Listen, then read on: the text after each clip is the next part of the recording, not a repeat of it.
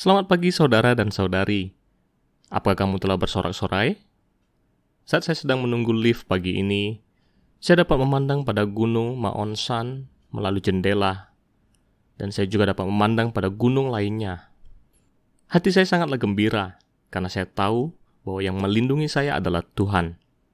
Dia adalah Allah yang menciptakan langit dan bumi ini. Dia disebut sebagai Allah dalam perjanjian lama. Hati saya sangatlah tersentuh. Sungguhlah berharga, karena yang menciptakan langit dan bumi ini adalah Aku. Dia adalah Bapakku yang terkasih. Dialah yang melindungi saya, karena dia memiliki hati seorang bapa. Dalam kitab Mazmur 121 menyebutkan, sesungguhnya tidak terlelap dan tidak tertidur. Dia benar-benar memiliki hati seorang bapa. Bagi mereka yang telah menjadi orang tua, saya yakin bahwa kamu pernah mengalaminya, yaitu menjaga anak-anakmu di sepanjang malam. Betapa berharganya, karena di perjanjian lama, Allah telah mengatakan akan hati Bapa.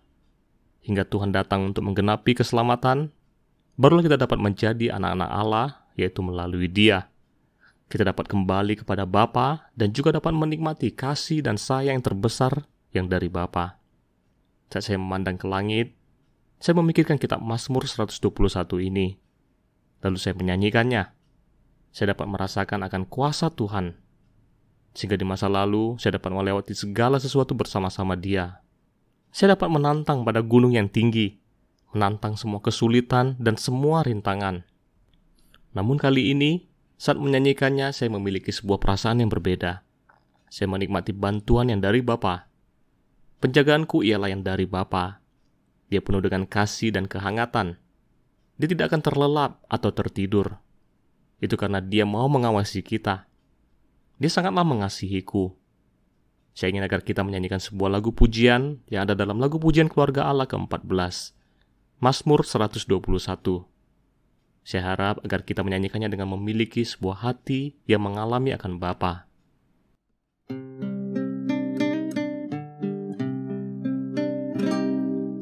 Ku melayangkan mataku ke gunung, dari manakah datang pertolonganku?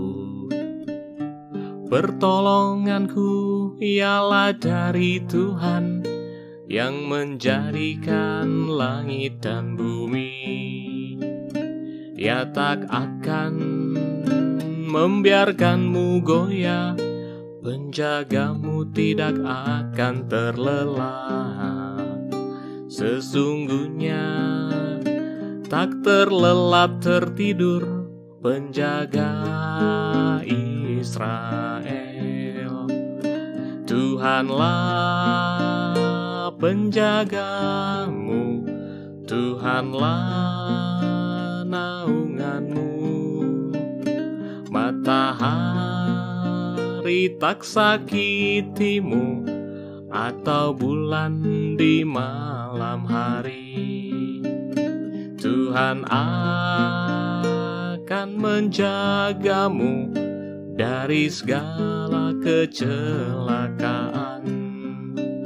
Ia akan menjagamu, menjaga keluar dan masukmu, dari sekarang sampai selamanya. Saat menyanyikan bait kedua, hati saya sangatlah tergerak. Saya ingin merespon pada Bapa dan ingin bersyukur padanya. Disebutkan bahwa Tuhanlah naunganmu di sebelah tangan kananmu. Matahari tidak menyakiti engkau pada waktu siang atau bulan pada waktu malam. Saya sangat bersyukur pada Bapa karena kehadirannya bersama kita adalah siang dan malam. Apakah di tempatmu ada toko yang selalu ada yang bernama 7-Eleven? Yang setiap hari buka selama 24 jam. Saya memikirkan bahwa Bapa yang saya andalkan siang dan malam ini adalah yang benar-benar nyaman daripada toko yang selalu ada tersebut. Karena saya dapat mendekat pada Bapa dan mencari bantuan darinya. Saya ingat bahwa di suatu kali saya harus kembali ke rumah karena ada sesuatu yang terjadi dan saya harus menyelesaikannya. Dan hal pertama yang harus saya lakukan adalah mendekat pada Bapa, mencari bantuan darinya. sehingga saya dapat menyelesaikan masalah tersebut, serta dapat memiliki kesabaran dan kasih. Bagi mereka yang percaya padanya, tidak akan dipermalukan. Dia benar-benar telah membantu saya, sehingga masalah saya dapat diselesaikan dengan begitu cepat. Dan yang paling berharga, yaitu bahwa saya dapat kembali merasakan akan kasih dari Bapa. Jadi, saudara-saudari, segeralah. Kita dapat dengan mudah mendapat pertolongan yang dari Allah. Kita harus dengan segera melatih iman untuk datang ke hadapan Bapa dan mengalami Dia. Marilah kita menyanyikan lagu pujian ini sekali lagi.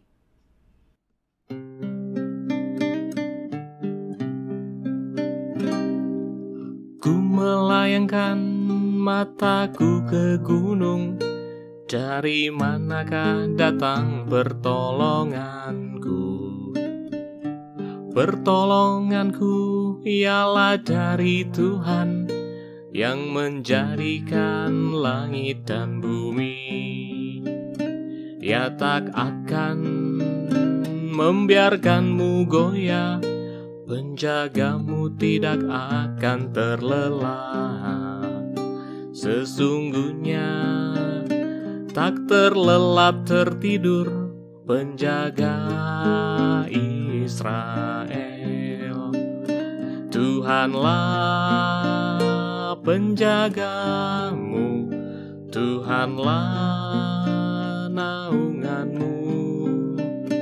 Matahari tak sakitimu, atau bulan di malam hari. Tuhan akan menjagamu dari segala kecelakaan. Ia akan menjagamu, menjaga keluar dan masukmu, dari sekarang sampai selamanya. Setelah menyanyikan lagu pujian ini, kita dapat bersama-sama menyembah. Ingatlah, setelah saya adalah giliran kamu. Bapa sangat ingin mendengar suaramu. Bapa, sungguh berharga karena sejak dari dulu Engkau telah memiliki hati seorang Bapa. Kami dicipta adalah untuk menjadi anak-anak-Mu yang terkasih. Engkau benar-benar ingin menjadi Bapa kami yang terkasih. Ya Bapa, sangat berharga karena Engkau tidak akan terlelap dan tertidur. Engkau benar-benar menempatkan pandangan-Mu pada kami, yang menjaga kami dan yang menaungi kami. Engkaulah yang menemani kami dari pagi hingga malam. Bapa, karena Engkau ada bersama-sama kami, maka kami benar-benar dapat melayangkan mata kami ke gunung-gunung. Kami dapat melewati segala kesulitan, karena kami tahu bahwa pertolongan kami adalah yang berasal dari Bapa kami yang terkasih, yang menjadikan langit dan bumi. Kita telah membaca 8 perumpamaan yang ada dalam Injil Matius pasal 13. Dan saya juga secara khusus telah menyebutkan bahwa Tuhan benar-benar ingin agar kita memahami Dia. Memahami akan hati Allah. Dia sangat peduli terhadap kita. Karena itulah saat di bumi, Dia telah menggunakan berbagai cara dan menggunakan banyak perumpamaan untuk mengungkapkan akan kasih Allah pada kita. Dan di Injil Lukas pasal 15 ada mengatakan tentang 3 perumpamaan. Dapat saya katakan bahwa ketiga perumpamaan ini adalah yang berbicara tentang yang hilang. Perumpamaan pertama adalah tentang domba yang hilang. Perumpamaan kedua adalah tentang dirham yang hilang. Dan perumpamaan ketiga adalah tentang anak yang hilang. Tahukah kamu, mengapa Tuhan menggunakan 3 perumpamaan yang hilang ini untuk membandingkan dengan orang yang berdosa? Apakah cukup jika hanya 1 perumpamaan saja? Mengapa Tuhan Yesus menggunakan 3 perumpamaan? Saya berpikir bahwa Tuhan Yesus menggunakan 3 perumpamaan agar tidak hanya berbicara tentang manusia yang hilang saja. Saya yakin bahwa itu bukanlah fokus yang utama. Apa yang sebenarnya Tuhan ingin katakan adalah bagaimana Tuhan memperlakukan orang yang berdosa. Apakah yang ada dalam hati Allah? Jika hanya berbicara tentang manusia yang hilang dan akan pencarian Allah, maka 1 perumpamaan saja sudahlah cukup. Namun Tuhan menyebutkan bagaimana Allah memperlakukan orang yang hilang. Di antara ketiga perumpamaan ini, tidak ada satupun yang terlewatkan. Mengapa? Karena untuk pencarian yang di sini adalah pencarian yang dari Allah Tritunggal. Itu adalah pencarian yang dari Bapa, dari Anak, dan Roh Kudus. Mereka memiliki kasih yang pribadi terhadap setiap orang yang hilang. Kasih mereka yang terdalam adalah dalam pencarian dan penebusan. Tuhan Yesus membuka kasih Allah secara mendalam kepada kita. Bapa, Anak, dan Roh Kudus telah membayar dengan segala cara untuk mendapatkan kita semua. Hari ini, kita akan membaca perumpamaan yang pertama, yaitu perumpamaan tentang domba yang hilang. Perumpamaan ini secara khusus menyebutkan akan kasih pencarian yang dari Tuhan Yesus. Marilah kita membacanya bersama-sama, yaitu yang terdapat dalam Injil Lukas pasal 15 ayat 1-7. Para pemungut cukai dan orang-orang berdosa biasanya datang kepada Yesus untuk mendengarkan Dia. Maka bersungut-sungutlah orang-orang Farisi dan ahli-ahli Taurat. Katanya, Ia menerima orang-orang berdosa dan makan bersama-sama dengan mereka. Lalu Ia mengatakan perumpamaan ini kepada mereka. Siapakah di antara kamu yang mempunyai 100 ekor domba, dan jikalau ia kehilangan seekor di antaranya, tidak meninggalkan yang 99 ekor di padang gurun, dan pergi mencari yang sesat itu sampai ia menemukannya. Dan kalau ia telah menemukannya, ia meletakkannya di atas bahunya dengan gembira. Dan setibanya di rumah, ia memanggil sahabat-sahabat dan tetangga-tetangganya, serta berkata kepada mereka, "Bersukacitalah bersama-sama dengan aku, sebab domba-dombaku yang hilang itu telah kutemukan. Aku berkata kepadamu, demikian juga akan ada sukacita di sorga karena satu orang berdosa yang bertobat, lebih daripada sukacita karena 99 orang benar yang tidak memerlukan pertobatan." Ayat-ayat tentang perumpamaan domba yang hilang juga tercatat dalam Injil Matius pasal 18 ayat 12-14. Bagaimana kalau kita membacanya juga? Bagaimana pendapatmu jika seorang mempunyai 100 ekor domba dan seekor diantaranya sesat? Tidakkah ia akan meninggalkan yang 99 ekor di pegunungan dan pergi mencari yang sesat itu? Dan aku berkata kepadamu, sesungguhnya jika ia berhasil menemukannya, lebih besar kegembiraannya atas yang seekor itu daripada atas yang ke-99 ekor yang tidak sesat. Demikian juga Bapamu yang di sorga tidak menghendaki supaya seorang pun dari anak-anak ini hilang. Saya yakin bahwa saya tidak perlu menjelaskan lebih jauh arti dari perumpamaan tentang domba yang hilang ini. Mungkin sebelumnya kamu telah membacanya, dan mungkin juga telah memahaminya. Ahli-ahli Taurat dan orang-orang Farisi bertanya pada Yesus, bagaimana mungkin dia mau dekat dengan pemungut cukai dan orang yang berdosa? Bahkan dia mau makan bersama mereka. Mereka mendapati bahwa Tuhan Yesus adalah yang salah. Mereka menyebut bahwa orang-orang itu sebagai orang yang berdosa. Itu berarti bahwa mereka tidak berpikir bahwa mereka sendiri adalah orang yang berdosa. Pada waktu itu, bukan hanya Tuhan Yesus yang mendengarnya, namun orang-orang yang ada di situ pun juga ada mendengarnya, yaitu para pemungut cukai dan orang-orang berdosa. Lalu, Tuhan Yesus membagikan serangkaian perumpamaan. Dia tidak hanya ingin berbagi pada ahli Taurat dan orang Farisi saja, namun juga pada pemungut cukai dan orang-orang berdosa. Allah sangatlah mengasihi mereka. Allah sangat senang atas pertobatan mereka. Allah bersukacita atas mereka. Allah yang Tritunggal benar-benar menghargai setiap mereka. Saat saya membaca ayat tersebut, ada beberapa hal yang menggerakkan hati saya. Pertama, di ayat ke-1 mengatakan, para pemungut cukai dan orang-orang berdosa mendekat pada Yesus dan mendengarkan Dia. Saya sangat menghargai karena Tuhan adalah yang begitu mudah didekati. Semua orang dapat mendekat padanya, bahkan orang-orang berdosa sekalipun. Tuhan tidak menolak siapapun yang datang untuk mendekat padanya. Bagaimana dengan kita? Kita harus lebih lagi mendekat pada Tuhan Yesus untuk mendengarkan firman-Nya. Apakah kita ada memberikan Dia cukup waktu untuk berbicara pada kita? Tuhan benar-benar ingin berbicara pada kita, untuk membagikan firman-Nya yang ada jauh di lubuk hatinya, untuk mengungkapkan akan kasih Bapa, akan dirinya sendiri, dan akan Roh Kudus bagi kita. Saya sangat rindu untuk mendekat pada Tuhan, untuk mendengarkan firman-Nya, sebab Tuhan benar-benar ingin membagikan segala sesuatu yang ada dalam pikirannya kepadamu. Kedua, saya sangat menghargai bahwa setiap orang adalah yang unik. Apakah kamu pernah kehilangan sesuatu?